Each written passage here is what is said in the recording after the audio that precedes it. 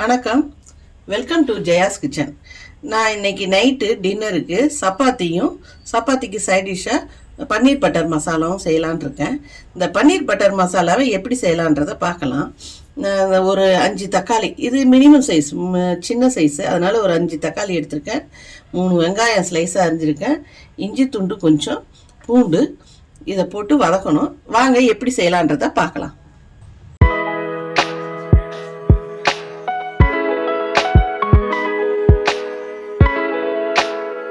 அடுப்பை பற்ற வச்சு வானலை வச்சுக்கலாம். கொஞ்சம் பட்டர் போட்டுக்கலாம். இந்த வெங்காயம் வதங்கிறதுக்கு தேவையான ஒரு 2 ஸ்பூன் எண்ணெய் விட்டுக்கலாம்.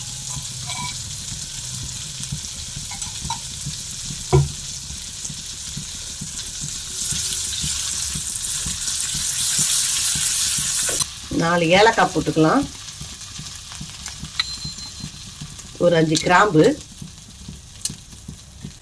1 இன்ச் அளவுக்கு இஞ்சி,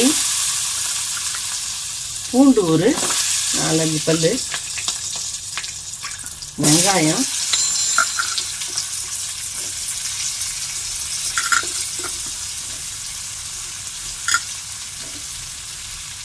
நல்லா வதக்கிக்கலாம்.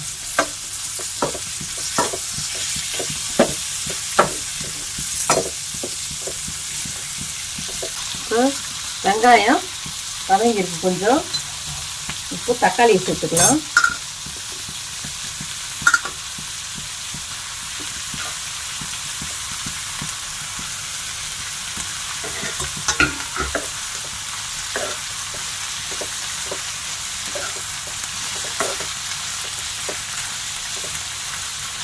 ஒரு 15 முந்திரி, முழு முந்திரி, இதை போட்டுக்கலாம்.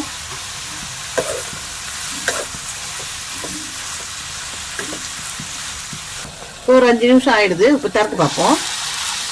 வெங்காயம் தக்காளிலாம் நல்லா வதங்கிடுது. இதை நல்லா ஆற வச்சு பேஸ்ட்டாக அரைச்சிக்கணும். இதை அரைச்சிட்டு வந்துடுறோம். பேஸ்ட் அரைச்சிட்டு வந்துட்டோம். இந்த வெங்காயம் தக்காளி இருந்து இல்லையா, அந்த பேஸ்ட் அரைச்சிட்டு வந்துட்டோம். இப்போ எப்படி செய்யலான்றதை பார்க்கலாம். அடுப்பை பற்ற வச்சுக்கணும். இதுக்கு ஒரு 3 ஸ்பூன் எண்ணெய் விட்டுக்கலாம்.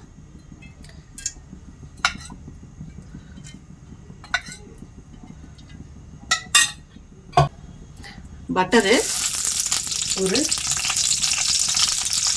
2 ஸ்பூன் அளவுக்கு இருக்கும்.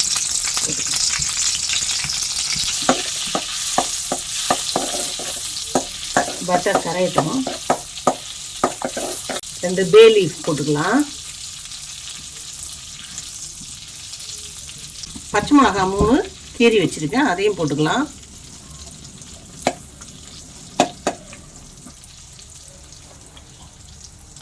இப்போ வெங்காயத்தை போட்டுக்கலாம். ஒரு 2 வெங்காயம் பொடிசாக நறுக்கி வச்சுருக்கேன், சாப் பண்ண மாதிரி இது பண்ணணும். அதை வெங்காயத்தை போட்டுக்கலாம். நல்லா வதங்கட்டும்.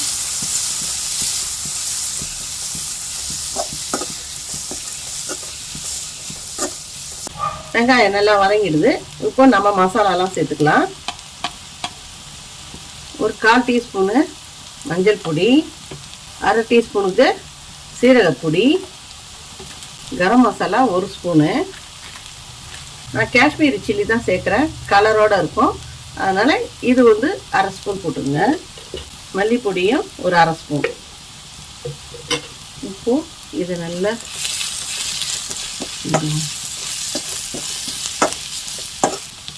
இது கூட கொஞ்சம் உப்பு சேர்த்துக்கலாம், தேவையான உப்பு.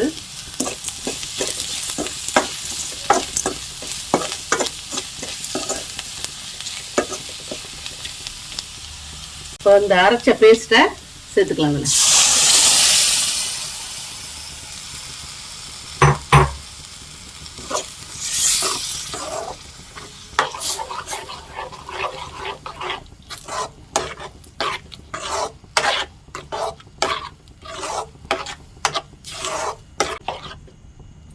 மூடி போட்டு மூடி வைக்கலாம்.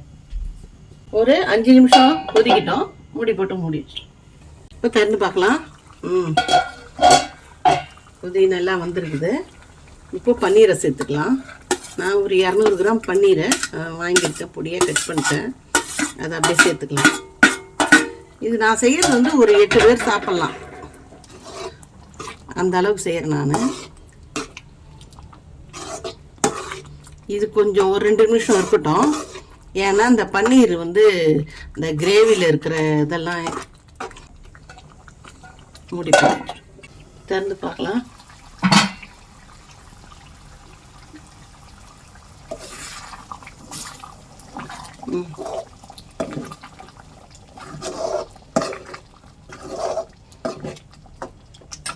ரெடி ஆயிடுது.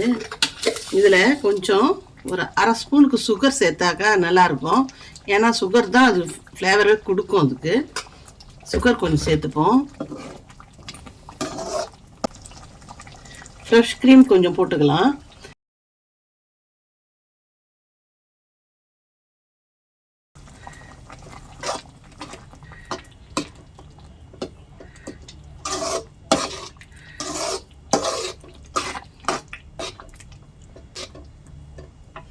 கொத்தமல்லி போட்டுக்கலாம்.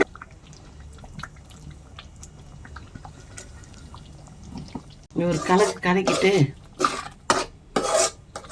இப்போ 2 நிமிஷம் இருக்கட்டும். கஸ்தூரி மேத்தியை அப்படியே க்ரஷ் பண்ணி அப்படியே போட்டுட வேண்டியது தான். இப்போ கஸ்தூரி மெத்தி இப்படி தான் இருக்கும். இது வெந்தய கீரையை காய வச்சு இது பண்ணுறது தான் இது. இதை அப்படியே க்ரஷ் பண்ணி அப்படியே போட்டுற வேண்டியது தான். நிறையவும் போடக்கூடாது, கொஞ்சம் சும்மா லைட்டாக போட்டுக்க வேண்டியதுதான். இதுதான் நல்ல ஒரு பாண்டிங். அது கஸ்தூரி மெத்தி அது போட்டால் ரொம்ப நல்லாயிருக்கும். இல்லைன்னாலும் பரவாயில்ல, இருந்தாலும் அது போட்டால் ரொம்ப நல்லாயிருக்கும். அவ்வளோதான், பன்னீர் பட்டர் மசாலா ரெடி ஆகிடுது.